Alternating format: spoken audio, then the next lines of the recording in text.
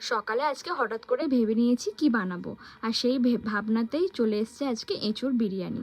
প্রথমেই আমি আজকে চালটাকে ভালো করে ভিজিয়ে নিয়েছি। এই চালটা আমাদের বাড়ির চাল। তারপরে আমি এঁচোড়টাকে হালকা একটু নুন হলুদ দিয়ে ভাপিয়ে নিয়েছি। মশলার জন্য লাগবে আদা রসুন আর কাঁচা লঙ্কা। এটাকে আমি মিক্সির মধ্যে ভালো করে পেস্ট করে নেব। তারপরে আমি রেডি করে নেব পেঁয়াজ, আলু আর টমেটো। আমি এগুলোকে আগে থেকে ভালো করে কেটে নিয়েছি। তারপরে গরম জলে বসিয়ে দিয়েছি হাঁড়ির মধ্যে, তার মধ্যে 2 চামচ মতো নুন দিয়ে দেবো।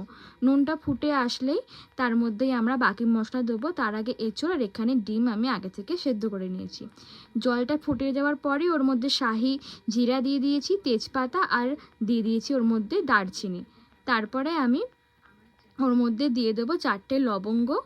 তারপরে ওর মধ্যে দিয়ে দেবো 4 থেকে 5টা এলাচ। তারপরে ভিজিয়ে রাখা চালটা আমি ওর মধ্যে দিয়ে দেবো। বাড়িতে যেহেতু আজকে আমাদের লেবু নেই, তাই আমি ওর মধ্যে 1 ঢাকনা ভিনিগার দিয়ে দিয়েছি। লেবুর বদলে আপনারা ভিনিগারও দিতে পারেন।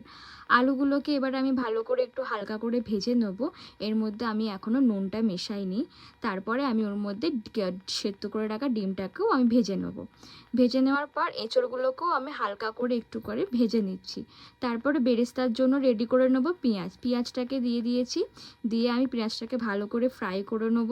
পেঁয়াজটা আমাদের ফ্রাই হয়ে যাবার পরে আমি কিছুটা বেরেস্তা আলাদা করে তুলে রেখে দিয়েছি। তারপরে দিয়ে দিয়েছি টমেটো আর আদা রসুন কাঁচা লঙ্কার পেস্ট।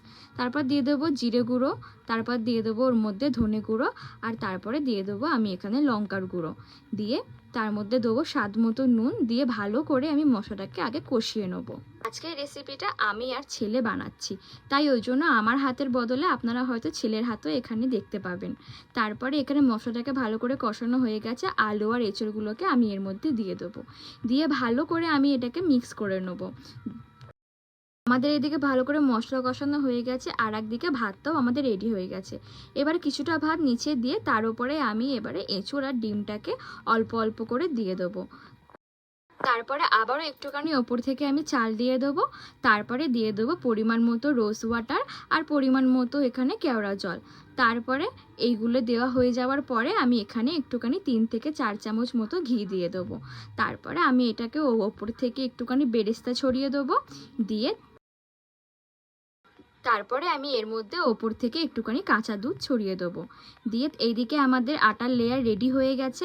এবারে আমি এটাকে কিছুক্ষণের জন্য দমে রেখে দেবো। ব্যাস, তারপরে আমাদের আজকের এঁচড়ের বিরিয়ানি রেডি হয়ে যাবে। দেখতেই পাচ্ছেন কতটা সুন্দর হয়েছে।